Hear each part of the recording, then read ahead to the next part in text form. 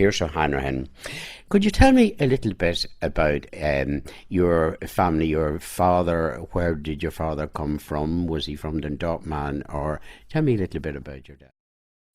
When did he lose his job? Did he decide what to do? Did he go on the dole, or what happened when he didn't? When did he lose his job? There was very little dole in those days, if there was any. No, he went straight and decided on the chip shop. Yeah, why?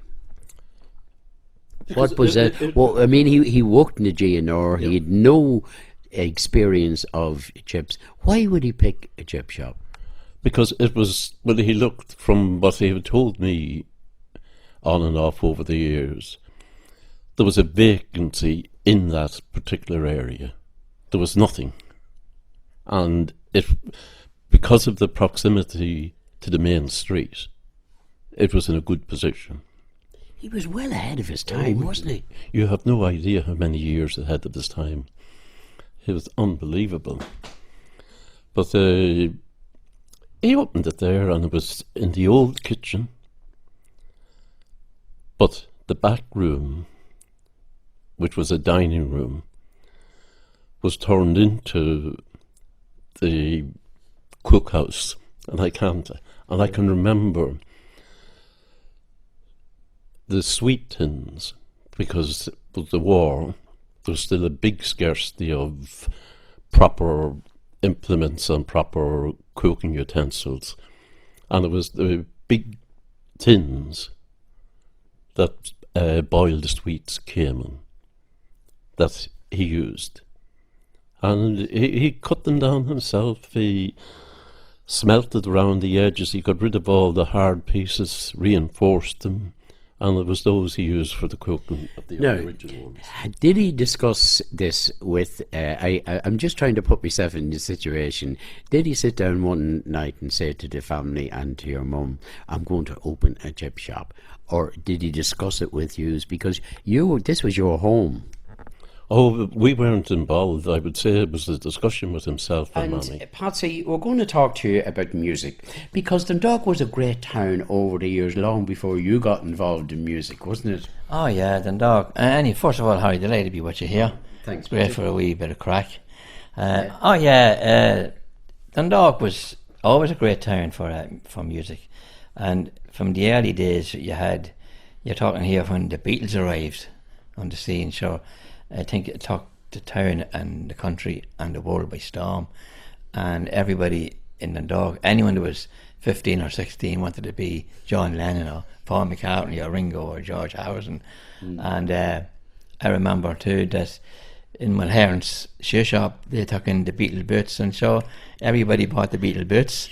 My mother was paying a week on them, but we thought, when you had their money, you thought you were John Lennon walking down the town. And Patsy, when was the show band years? When was that before the Beatles? Yeah, well, the show band was before the Beatles. When the Beatles came in, they came in around 62, 63. Then the band started fading out around that time, Yeah.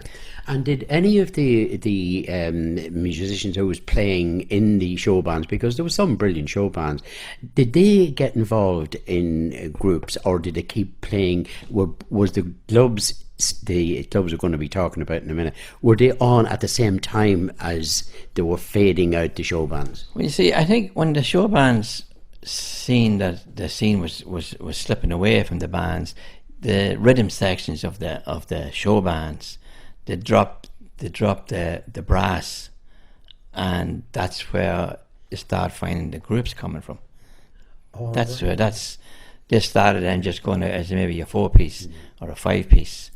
Right. Now, all I can remember about the show bands, and it was at places like the Pavilion, but how did the clubs start, Patsy? I mean, who decided we're going to have? Were they called nightclubs or just clubs? No, I tell you, they were called beat clubs, and I think it came from the name the Beatles and the beat music, and then the beat clubs. Now, the beat clubs, the best club around the town was the Cavalier Club on the Ramparts, and it was like it was like something like the Cavern in Liverpool. It was dark and not sleazy, but dark, and give a great So atmosphere. completely different to anything that anyone ever saw. And that's where you had the groups Sergeant in there. Riccardo Lucchesi. Why did you join the army, and what possessed you to? Because there was very few people joining the army around that time, wasn't there? Well, contrary to that, actually, Harry, there was quite a lot of us joined. I joined straight out of school in 1985. I was just turned 18. I suppose by the time I turned 16, I was looking at a career in the army. I was at the Morris, and I was going to really consider some sort of career in journalism or writing, because I had a gift at the time for writing. But the army appealed to me. There's a friend of mine, Raymond Clark, whose father, Frau, had been a sergeant here. I was always asking about the army, and he wasn't long after returning from South Lebanon. It was something that appealed to me. And of course, I joined the FCA in November 1984. Was that a good training to get used to? For sure, yeah, for sure. Anybody who was kind of keen or into military, the FCA was very good training ground initially for us.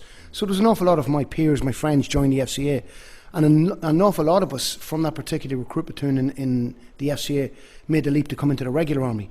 Rico, can you answer? Is the FCA still going? The FCA is still going, but it's now called the Army Reserve.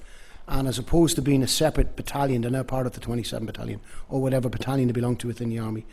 But, and going back to that, a number of my friends came into the regular army. Myself, Raymond Clark, as I mentioned earlier, and Pat Sloan. If you remember Pat, his father, Matt Sloan, at the Century Bar. So the three of us were tight, and the three of us joined together back in November 1985. And I'm still here. And where did you go to immediately? Can you remember leaving your house the first morning to join? Of course. Now, we initially joined our recruit training here in Aiken Barracks, or Dundalk Military Barracks at the time. And I remember thinking, now this is it. This is not playing a game anymore. This is the real thing. So we came in on a Thursday, I think, and to acclimatise, to get uniforms and kit. We were sent home the weekend and told to return back on Sunday night. And we all came in all eager, all fresh-faced. I think the youngest was Pat Sloan. He was 17. And the eldest of the whole platoon was another guy who'd already been in the army and come back out. So we were very young men, I suppose, or youngsters, and kids, if you look back at it when you think about it. But we all came together back in November 1985 into Dundalk here. We trained here. Is it normal for you to be sent to the hometown, or normally away? It depends. The army is changing, of course, but at the time there was a big recruiting drive here, and we were recruited for the 27 Battalion to serve within the 27 Battalion, either Dundalk or Gormanstown or Castleblaney at the time. But we done a 6-month recruit training here, and I remember thinking that when I left school, as we all did, I remember I just done my leaving cert the previous June, so this is a couple of months later. And I'd been working with my dad in a restaurant in Newry at the time, in a chip shop, and thinking, what am I going to do in my future? Am I going to go to Italy? I'll see if I get into the army, what happens. So when I left school, I said, that's it. Nobody's going to ever tell me what to do again. I'm my own man. Nobody's going to ever to watch me making my own way in life. Listen to the full interview on www.gatheringheritage.com.